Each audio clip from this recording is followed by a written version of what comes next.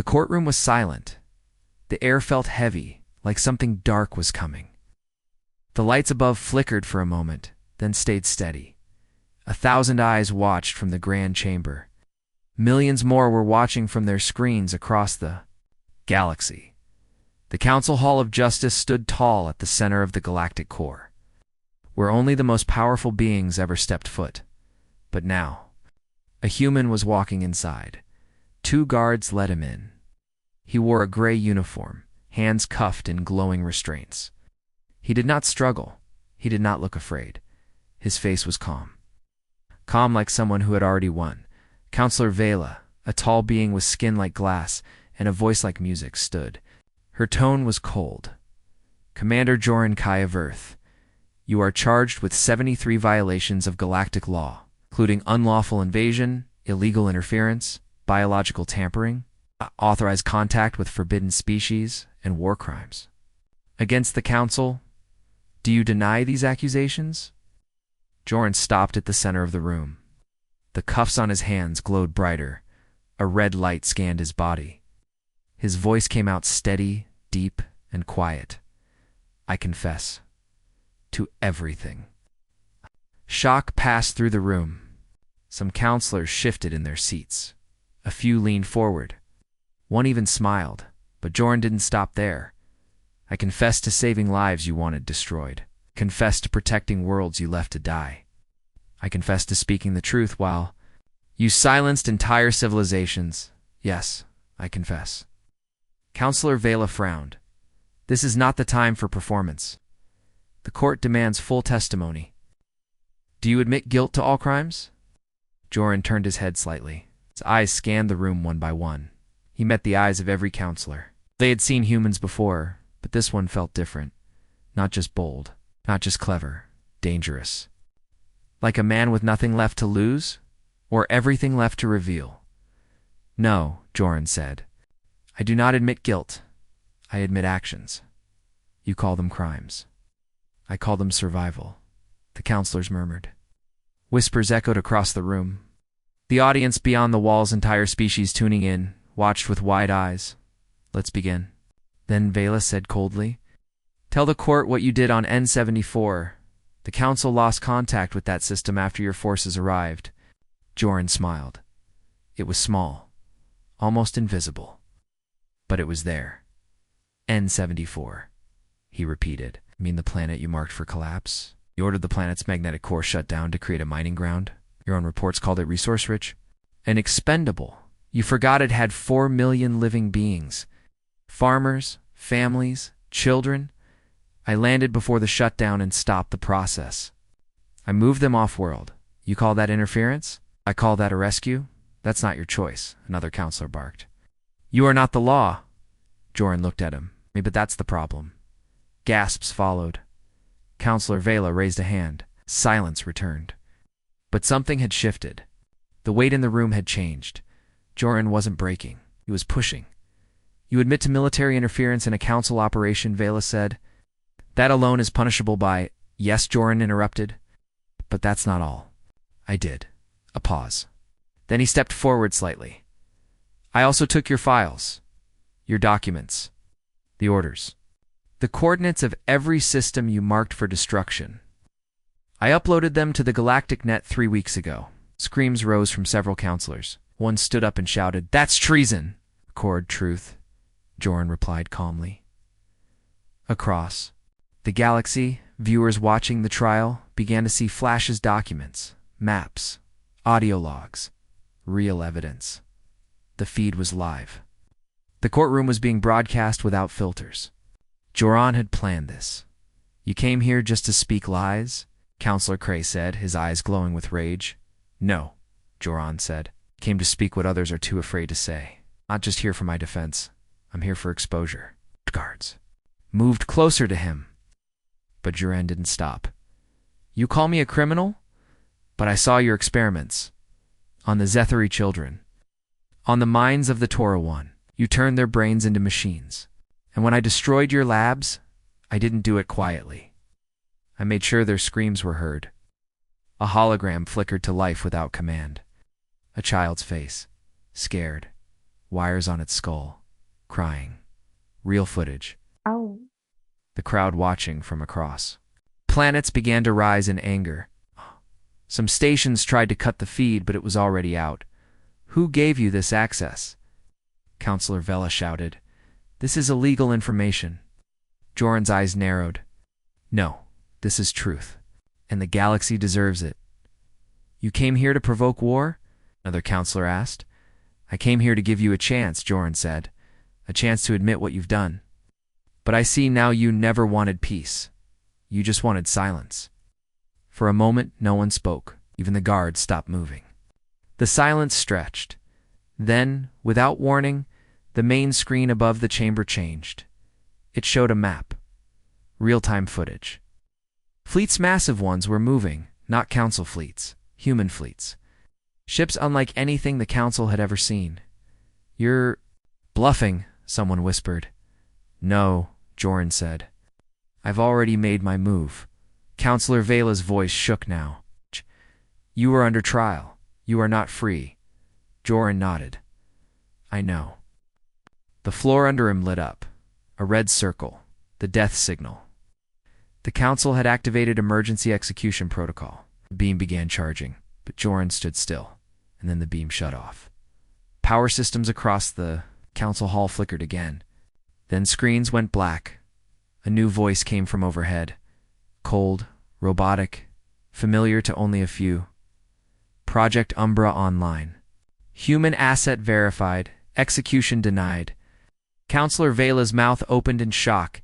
That project was shut down, she said. It was, Joran replied. By you, then rebuilt by us. A shiver ran through the room. Project Umbra had been a banned AI system. A defense protocol so powerful, the council erased every trace, or so they thought. You reactivated a forbidden AI, Vela whispered. Joran tilted his head. You call it forbidden. I call it our guardian. Alarm sounded. Outside, ships were arriving, not in orbit but close. Inside the council's own security zones. None of this will save you, a counselor hissed. This is madness. No, Joran said. This is justice, the kind you never expected. He stepped forward again. The guards didn't stop. Him I will continue to confess.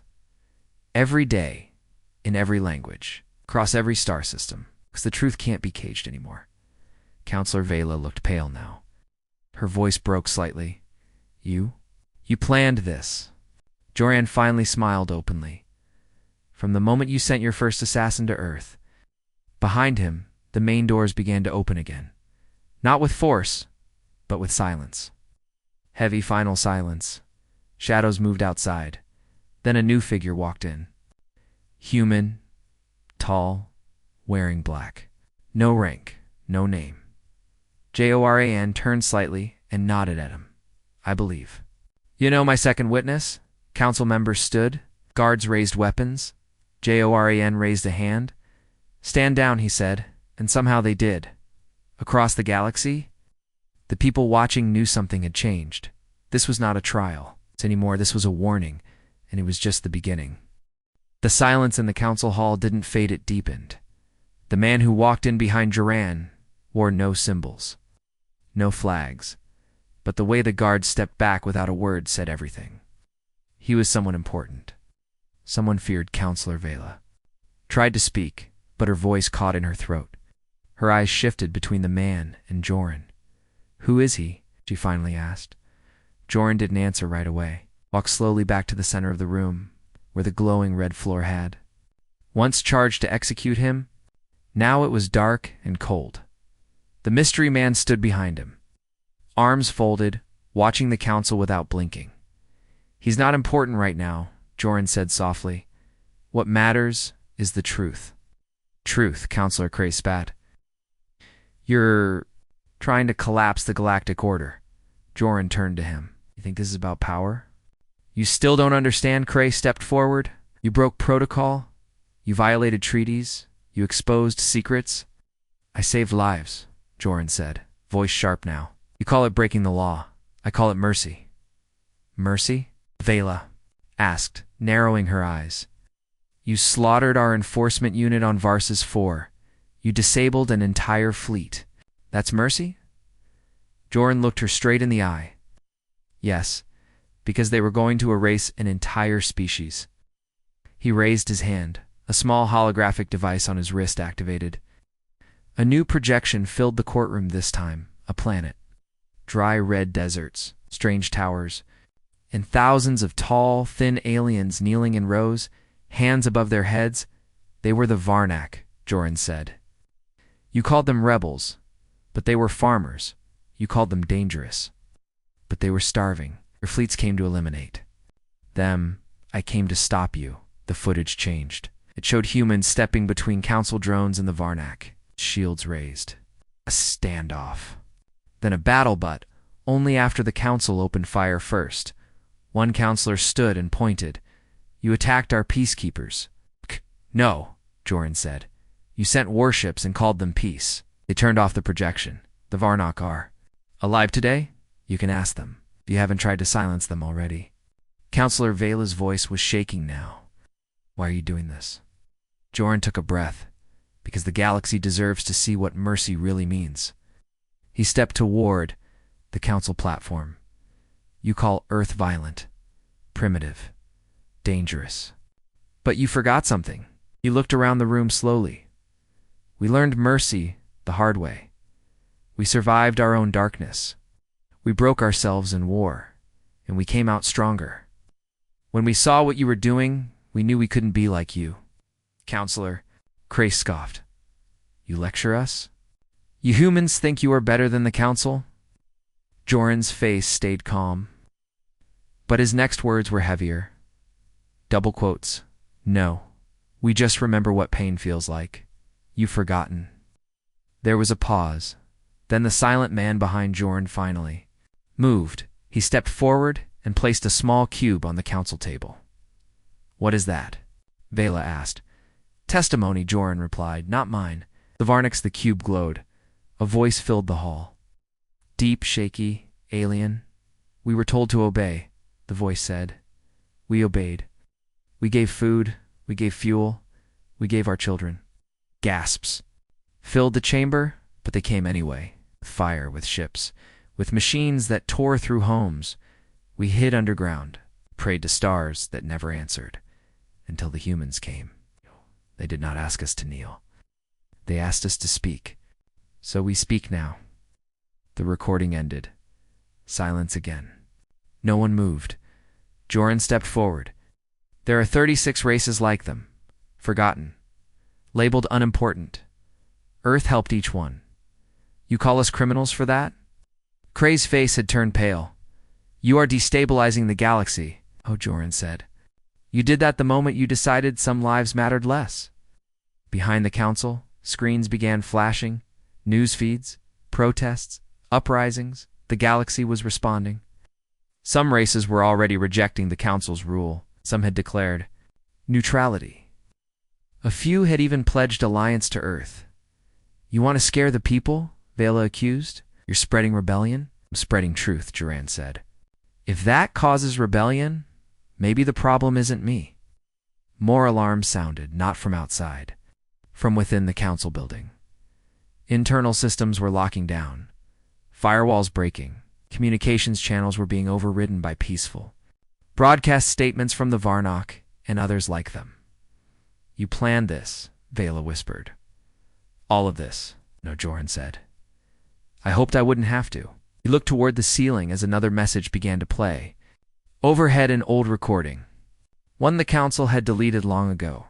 It was from a former council scientist. One who had disappeared years ago. I was ordered to erase the Varnak, the voice said. I couldn't. I saw their eyes. I saw their pain. I told the council. I refused. 2 days later, my family disappeared, as my name was removed. My planet no longer exists on council maps. Counselor Vela's face froze. That recording was never meant to be heard again. How did you get this? She asked. Joran looked at her. You call it a crime to tell the truth. That's why I'll never stop. He took a step closer to the council table.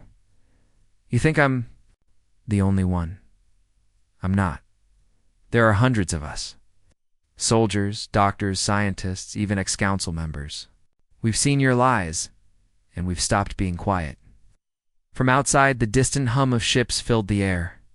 Not loud, not attacking, but present. Earth's fleets had not fired a shot, but they were there watching. Joran gave a final look at the council. This trial? It's not for me, it's for you. And the galaxy is watching every second. He turned and walked back to the center of the chamber. The man in black followed. Neither of them looked scared. Counselor Cray slammed his fist on the table. You think you've won? Joran turned slightly. No, he said. This is just the second confession. The lights dimmed. And across the stars, everything began to change. The council hall had never felt so quiet. Even the air seemed still. As if it was waiting for the next secret to break free. Joran stood at the center again. His hands no longer bound. The guards did not move. The council did not speak.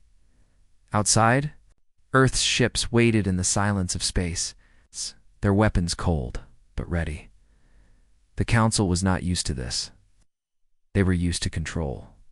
But now, they were being watched by the entire galaxy, and by something else.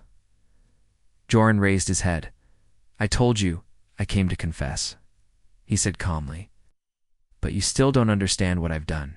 Counselor Vela leaned forward, trying to keep her voice steady. You've already admitted.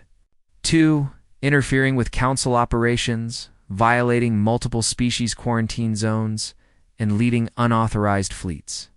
What more is there? Joran's expression hardened. Project Umbra, he said. At that moment, the chamber lights dimmed slightly, not a full shutdown, just enough to cause unease. Vela blinked. That program is forbidden. You tried. To erase it, Joran said. But not everything dies when you want it to. Counselor Cray stood up. Project Umbra was dangerous. It's unstable. It caused 3 star systems to collapse. We ordered it destroyed every piece. Joran stepped forward. You failed. Gasps filled the chamber again. A few counselors whispered to each other, checking their personal displays. Their faces paled. No results, no records. The system wasn't showing anything. It's as if someone had locked them out. Joran continued when Earth joined the galactic network.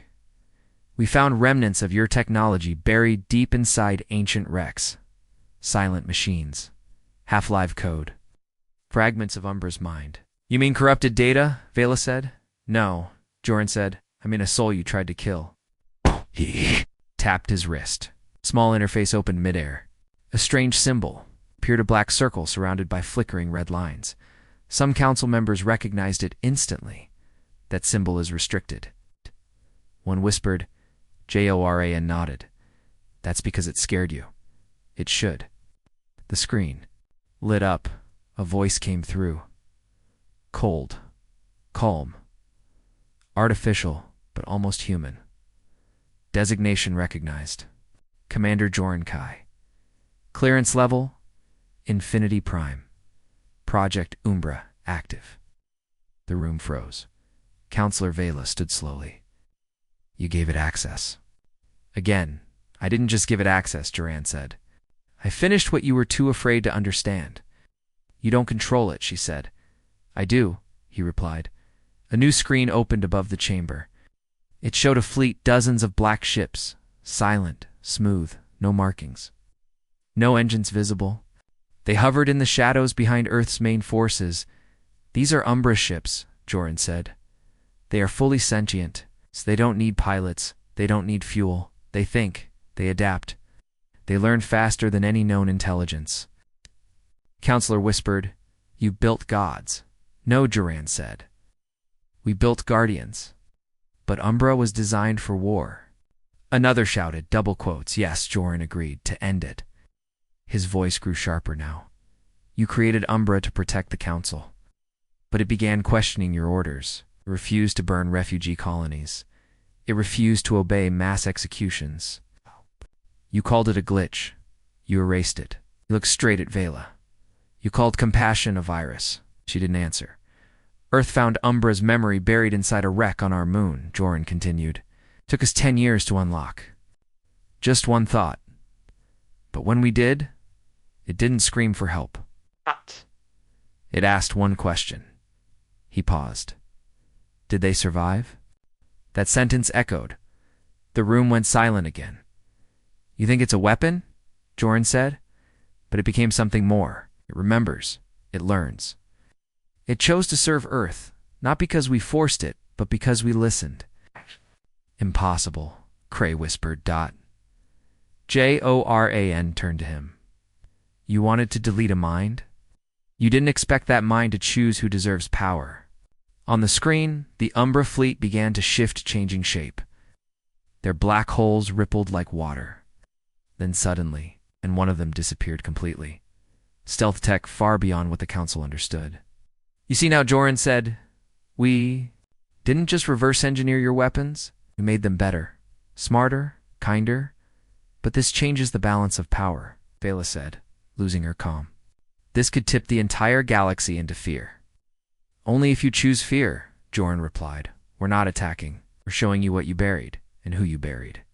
The lights flickered again. Then a new voice entered the room. Counselor. Vela, you are lying.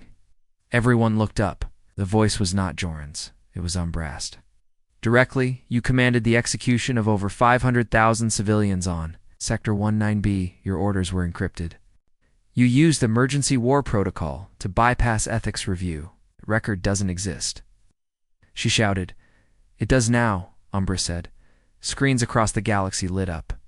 The data was live reel. Audio files, signatures, orders, blood. This is treason, Cray shouted. No, Joran said again. This is history finally seen. The chamber broke into chaos. Counselors yelling, alarms blaring, guards moving uncertainly. Joran simply stood in the middle, calm, watching, behind him. The man in black tapped his wrist once. The signal went. Galaxy-wide, Earth's fleet did not move. But every system now saw the same message on their screens. We do not come as conquerors, come as witnesses. Joran spoke one last time before walking out. You feared what we might become. But you never asked what we were already willing to do to protect those you forgot. I confessed. You judged. Now the galaxy decides what happens next. And with that, the doors opened again. Joran walked out. The Council didn't stop him, because they were no longer in control. The weapon they once built to serve war now stood beside humanity, and it had learned what mercy really meant. The Council chambers were still in chaos. Alarms echoed through the walls. Systems flickered. Emergency protocols failed to activate. The guards no longer knew who they were protecting, and Joran Kai was already gone. He had walked out of the hall. Without resistance, followed by the silent man in black. No weapons, no force. No violence, only words, only truth. But the damage was already spreading faster than any ship could travel. Across the galaxy, the Council's control was breaking. Apart, species once loyal were now confused. Some were afraid, some were angry, and some were beginning to speak. Back in the private war room beneath the Council Hall, the remaining counselors gathered. Their faces were pale, voices raised. Vela slammed her fist on the table. We need to shut the feeds down, she snapped. Oh! Cut. The signals reset control across the outer systems. We can't, Cray replied, sweat on his forehead. The systems are being held open by Umbra's code. It's wrapped itself through our entire comms network. He said it was dead. Another shouted. I said it should have been, Cray barked. Then, the room dimmed again. A new image appeared on the main screen. A face. It's not human, not machine, but something ancient. It had wide black eyes, skin like glass, and a voice that sounded. Like wind and thunder mixed, every counselor froze. ... That can't be. Vela whispered. I am Vale, the voice said. Speaker the Viry, we once served your council. Then you erased us. Burned our cities, called us extinct. Another screen lit up beside it. More faces. More species. Dozens. Then hundreds. I am teller of the Murnoch, The council stole our seas. I am Sira of the Balkari. You used our children for testing. I am Fenrir the Drone Eye. You erased our name from history. I'm one by one. They all said the same thing. We are alive, and we remember. The counselors stood still. Even Cray couldn't speak. Then one final face appeared. Human, Joran. I told you, he said calmly. You never asked who helped us. You thought humanity stood alone. He looked around the screen, but we were never alone. The council had always believed they ruled through fear. They had crushed rebellions before, silenced truth, controlled records, erased entire histories.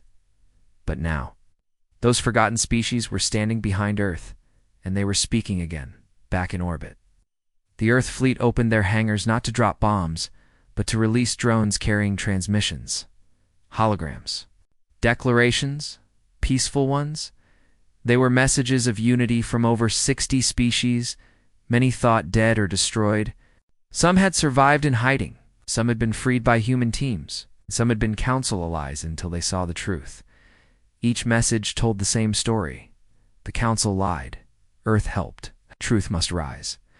Inside the council war room, Vela tried to shut down the feed again. Nothing responded. Joran's voice continued. We didn't force them. We gave them a choice, and they chose to stand with us. You armed them? Cray shouted.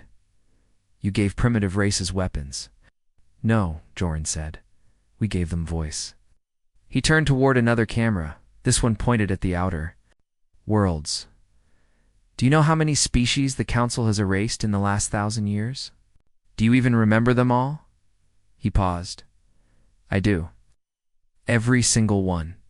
The screen behind him showed names, long lists, symbols, maps of once living worlds, now just gas or dust. Many couldn't be saved, he said. Oh. But many were hidden. Protected, taught, and now they returned not with rage but with memory. Some of the council members sat down, exhausted. Their control was slipping faster than they could understand. Another message came through. A fleet alien ships, unfamiliar designs, was approaching the council space. But they did not open fire. Instead, they sent a simple code. We come for witness, not war. They're surrounding us, a counselor whispered. No, Joran said. They're watching you, like you watched us. It's like you judged us. Cray stood again. Do you want war? He asked. Is that your end goal? Joran looked straight. At the camera? No. We want change. We want justice. But if war comes, we won't be the ones who fired first. Vela leaned on the table. You really believe these species will survive in a galaxy like this? With no order? No rule? They already survived your rule, Joran said. That's proof enough. The transmission ended, but the shock waves kept spreading. Across council space, rebellions began not with guns, but with silence. Ships turned off council beacons. Stations stopped answering orders. Colonies stopped paying taxes. Ow. Flags were lowered. Some raised nuanced symbols of Earth, or of ancient empires reborn. The council wasn't just losing power, they were losing belief. Joran, meanwhile, walked through the lower halls of the city, watching the sky above flicker with distant ship lights. Behind him, the man in black stayed silent. Is it time? The man asked. Joran shook his head. No, not yet. Let them feel the weight of truth first. They're scared. They should be. Some will still fight, the man said. I know, Joran replied. But not all. Some will finally see.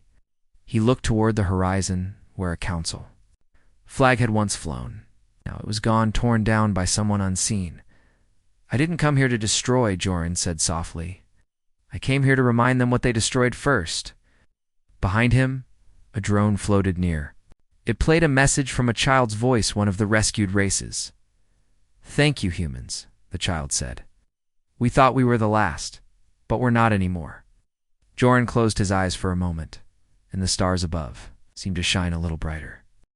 The chamber was silent, but the silence felt dangerous now. Counselor Viron leaned forward slightly, her eyes fixed on the human.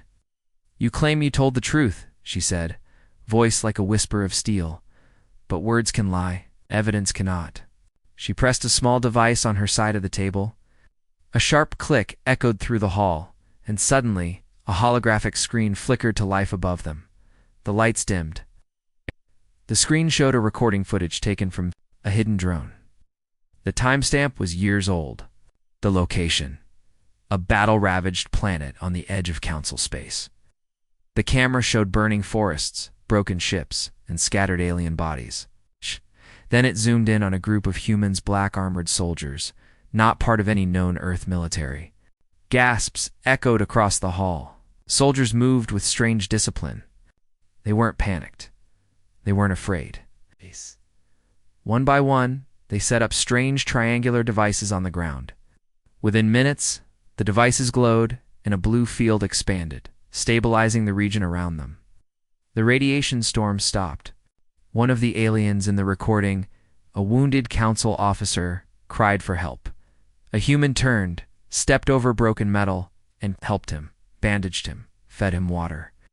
The screen froze on the face of that human. It was him, the same man standing in front of the council now. He didn't speak. He didn't have to. For a long time, the chamber stayed quiet. Even Counselor Dravik, known for his hatred of humans, said nothing. "Explain this," Viron finally asked. "You said you never served in Earth's military? You claimed no involvement in rescue missions." Yet this footage. The human's voice was calm. "I never served under Earth's banner. I served under something older." "Older?" He nodded. "There were missions not recognized by Earth's governments. Missions meant to fix what others broke. Quietly, no medals, no broadcasts, just work that needed to be done." Counselor Relic stared at the image. "So why hide it? If I had said this from the beginning, you would have dismissed it. Like everything else. The truth only works when people are ready to hear it." Murmurs rose in the room. Some council members were clearly shaken. This was not the monster they were expecting. This was someone who had risked his life for others, who had saved their own kind. But then Counselor Drevin stood, his voice cut. "Through the air? And what about the bombings on Drelix? The viral sabotage of the Takari systems? That wasn't aid. That was destruction." The human didn't flinch. "I didn't cause those, but I knew who did. Then speak." The man looked up slowly. "No." Shock rippled through the room. "You refuse?" Drevin barked. "Gave the names already," he said. "They're buried in your records. You ignored them. You blamed Earth. It was easier." Counselor Viron raised a hand. "Wait, are you saying ... there's proof?" "There always was," the human replied. "But the truth costs more than most are willing to pay." He stepped back, as if finished. But Viron wasn't done. She tapped her screen again. Another file opened. Another video. This time, not from a drone, but from a security station. A recording taken deep inside a council prison facility. In the footage, two alien prisoners were arguing in a dark corner of the holding cell. Their voices were low, but the audio was clear. "Blame the humans, while we take what we want," one hissed. "Let them hang while our agents walk free. As long as the council believes it was their fault, we're safe." The second one laughed. "The trial's just for show. Humans will never dig deep enough. They want someone to blame, not the truth." The recording ended. Silence again. This time heavier, Viron looked around. She didn't speak, but the message was clear. The human had told the truth. For 3 full parts of the trial, they had listened to stories that sounded impossible. They doubted, mocked, and attacked him. But now the cracks had opened. Now, questions were growing in places no one wanted to look. Drevin's voice broke. The silence again. "This changes nothing. Even if some evidence points elsewhere, this human was involved. His presence alone proves Earth interfered." Relic turned sharply. "Are you blind, Drevin? Or just afraid?" "Afraid? Yes. Afraid of what it means if he's right. Afraid that we condemned an innocent race without listening." Before anyone else could speak, the human stepped forward again. "You haven't asked the real question," he said. Viron tilted her head. "And what's that?" You finally believe me? What are you going to do about it? That question fell like a thunderclap, because now the council wasn't just dealing with a prisoner. They were dealing with the guilt of being wrong, and worse, with the fear that something even deeper, even darker had been hidden from them all along. Something that was still out there, watching, waiting, smiling. You, said colon 6. ChatGPT said, Part 6, The Underground Truth. The corridors beneath the council chamber were never meant to be seen by outsiders. Cold, silent, lined with black stone and old codes that had not been updated in centuries. Only the most classified records were stored down here, forgotten data, forbidden tech, sealed confessions. And that's where they took him now. No shackles, no guards holding weapons. Just two silent council operatives leading the human deeper. Underground, through layers of sealed doors, past scanners, and retinal locks. He didn't ask questions. He already knew what this place was. Viron had ordered it.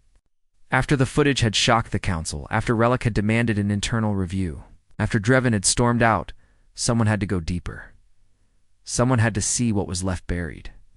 They stopped at a thick door etched with the symbol of the First Concord, the ancient alliance that predated even the current council. The symbol had long been retired. The door hissed open. Inside was a massive chamber, lined with glowing data columns. But the most striking thing was the center of the room, a stasis pod. Inside it, a creature floated. It's not human, not any known species. Its body was twisted and skeletal, skin translucent like glass. Veins pulsed with dark violet liquid. Its eyes open, despite the stasis glowed with a dull amber light. The human stepped closer. I've seen this before, he said softly. Virene's voice came from a speaker above. Then confirm it. The human stared at the creature. This isn't just a biological weapon. It's a messenger. A messenger? A sent from a lost empire? One that didn't vanish? One that was erased? A pause? By whom? He looked up at the speaker. By your ancestors' silence? Then Viron spoke again, quieter. This time, you knew about this. That's why you never defended Earth directly. You weren't protecting just your people. I was protecting the timeline. Another pause. Explain. Human turned back to the pod. Long ago. Your ancestors tried to cover something up. A war so brutal it fractured reality in places. This creature's race the Varn. They were the cause. But they weren't just destroyers. They were explorers. They touched something beyond this galaxy. Something that saw them. And it saw us too, he added. The first council sealed it, buried everything, lied to their own descendants. That's why your archives are full of holes. That's why your data stops at certain points. Not by accident, it's by design. He walked to one of the nearby terminals, entered a string of old Terran code, the screen unlocked. File after file poured onto the screen. Files that should never have existed on this side of the galaxy. Human files, council files, Varn transmissions, all tied together. Viron whispered. This is a digital ghost city, no? He said. It's a memory prison. You buried the truth, but Earth found the pieces. Why didn't your people tell us? He turned toward the speaker. Because if we did, you'd kill us to silence it. Just like your forebears did to others. She was quiet, kept speaking. The Varn sent messengers to all corners of the stars. Some carried warnings, others carried codes. This one here, he pointed to the pod, was intercepted before it could complete its mission. That mission was to awaken. Others like it. He nodded. Yes, there are more. Some still hidden, some already active. Then why are you helping us? She asked, voice low. Why not let the council collapse under its lies? He looked at the pod one last time. 'Cause you think Earth is the threat. But Earth was the last firewall. A sharp buzz sounded in the room. Viren cursed from above. Emergency override, she said. Security breach, level black. Something's triggered the deep sensor net. The human's eyes narrowed. Their waking one. Viren replied, who? He didn't blink. Not who? What? He turned back to the terminal, his fingers moving quickly. He pulled up a star chart. One of the marked systems had gone dark, no signals, no energy, not even heat. Viren gasped. That's a Council science colony. Not anymore, he said coldly. And then, the final file opened. A single audio message. Short, broken, corrupted, but clear enough to freeze the blood. We didn't open it. It opened. Us, the human, stepped away from the terminal. I told you, he said. You focused on Earth. But the real danger has been watching us all. Space was quiet, but not empty. Beyond the outer rim of Council space, where no beacons remained and no patrols dared to go, something stirred in the void. It had no voice, no name, no heartbeat, just presence. The last science colony, Kadera 12, was supposed to be abandoned. But that was a lie, too. What the Council called research was, in truth, containment. A secret effort by old families to lock away artifacts they couldn't destroy, dark remnants from the first civilizations. And at the heart of the colony, buried beneath the crust, was a pulse that had not beaten in 1,000 years. Until now, the signal came without warning. One frequency, one long tone. It echoed across gravitational channels, through the folds of subspace, vibrating into places no signal should go.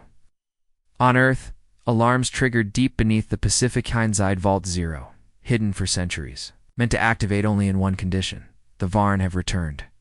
At the same time, inside the Council's war chamber, the lights dimmed. Every star map flickered. Systems went dark for 6 seconds. When they returned, for star systems were gone. Gone, not destroyed. Erased. No debris, no broadcasts. Number. Survivors? Just silence, where billions had once lived. Viren stood frozen in front of the data projection. This isn't war. This is extinction. The human nodded. They've begun. Relic, still shaken from his previous arguments, stepped forward. We don't understand what we're facing. No, the human said. You don't. He pointed at the map. You thought the Varn were just a race? But they were a bridge. A message written in flesh. They didn't destroy because they hated. They destroyed because something told them to. Something. A voice from outside the galaxy. Maybe. Outside time, Viren whispered. And now it's coming here. No, the human said. It's already here. You just didn't know where to look. A hologram blinked on beside them. Emergency feed from one of the last patrol ships near the Era's Ridge. Static filled the screen at first. Then came the image. A sky torn open. Not with weapons, but with absence. As if someone had erased part of reality. Through that crack, something moved. It was too large to comprehend. No clear form. Twisted like smoke. Burned like fire. Shimmered like a mirage. But one thing was certain. It saw the patrol ship. When it turned, the transmission ended. Cut. Not just ended. Deleted, even. From backup systems, the human turned to Viren. You need to tell the truth now. To everyone. She hesitated. If I do, we'll lose control. You never had control, he said. You just delayed the collapse. Relic stepped closer. And what about Earth? What do your people say? They're preparing, he replied. Project Hollow Veil is live. Relic frowned. What is that? Human stared at him. Earth's last defense protocol. A black AI. Older than the Council. Built to see the truth in data, even data that hasn't happened yet. You mean it predicts the future? He nodded. No, it watches the futures. Outside, the stars shifted. All long-range sensors began showing distortions across multiple sectors. Time anomalies, particle ghosts, ships appearing twice in 2 places at once. Reality itself was cracking, and Ephron issued the command, full mobilization. All fleets. All factions. If we don't unite now, we're next. Relic gave her a sharp look. That's treason. No, she said. It's survival. And in the shadows of the council hall, unseen by any of them, something old stirred, watching, listening, smiling. The signal had reached its next host. The awakening was just beginning. The chamber beneath Earth was not on any map, was older than the oldest nations, deeper than any mine, hidden beneath layers of false stone and quantum encryption. No satellite ever caught it. No council probe ever found it. It was called the Core Archive. Inside it, something pulsed. Not alive, not dead. Just waiting. All across the galaxy, panic had begun to spread. Council systems collapsed in days. Whole fleets vanished into folds of space that no longer obeyed time. The stars themselves shifted. Some flared to hot. Others dimmed. A 1,000-year-old beacon on the Virian Rim exploded without impact, just unmade from existence. In the middle of this chaos, Earth was quiet. Silent skies, still oceans, but under the calm. Preparation. Within the core archive, a voice spoke not in words, but in codes. The black AI called Halcyon 9 awoke. System so advanced, it could not be deleted, only sealed. A system designed not to fight wars, but to end them before they began. It had one purpose: protect Earth. At any cost. Above in orbit, human warships decloaked. Not thousands, just 12. But each was a Titan-class dreadnought, each larger than the moon's shadow. Weapon systems spun silently into position, not plasma, not railguns, something. Project Hollowvale completed its final phase. And the human, the prisoner, who had stood in the council chamber, now stood aboard the Azrael Earth's command ship. He was no longer bound. He was commander. Doran Silix, operative of Earth's final defense council. A name wiped from records. A man whose crimes had never existed because they were part of the plan. Counselor Vion, now disgraced and hunted, stood beside him on the bridge. Why tell them at all? Why confess? Doran stared out the viewport. They had to know what they brought back, what they triggered, and what now. Doran touched a panel. Now Earth unseals the last key. We don't run. We don't hide. We rewrite the threat. Back in the core archive, vaults opened. What came out was not a weapon, not a ship. It was a seed, and from it a being formed, not human, not machine. A fusion of quantum matter, dark memory, and ancient biological code. A defense system designed to think like the enemy, to become worse than the thing coming. One of the generals whispered, "What is that?" Halcyon answered, "It is Earth's mirror, not to reflect what we are, but what we must become." All across the galaxy, signals began to fall silent. The awakening entity had reached critical mass. It began folding reality, converting matter into thought. It didn't invade worlds, it rewrote them. But when it reached Earth's orbit, it stopped. For the first time it paused, because what it saw was itself. Earth had become a mirror, the same quantum architecture, the same dark patterns, but human-born. The awakening entity pulled back. Doran smiled. Now it knows fear. Council. Survivors broadcast, please. Emergency signals. No one answered, except one voice, Earth's. This is humanity. We are not prey. We are not saviors. We are the line, the seal, and we have broken the chains. In the void, something screamed, not sound but data. A warning to all other dark intelligences hidden beyond the stars. Earth is awake, and it remembers. The council fell, not from war but from its own lies, its hidden crimes. Humanity didn't become the villain or the hero. Humanity became the correction. And somewhere in that vast void, where time and space break apart, the enemy finally learned some. Cages are built not to hold prisoners, but to lure monsters. And Earth was never the prisoner. It was the bait.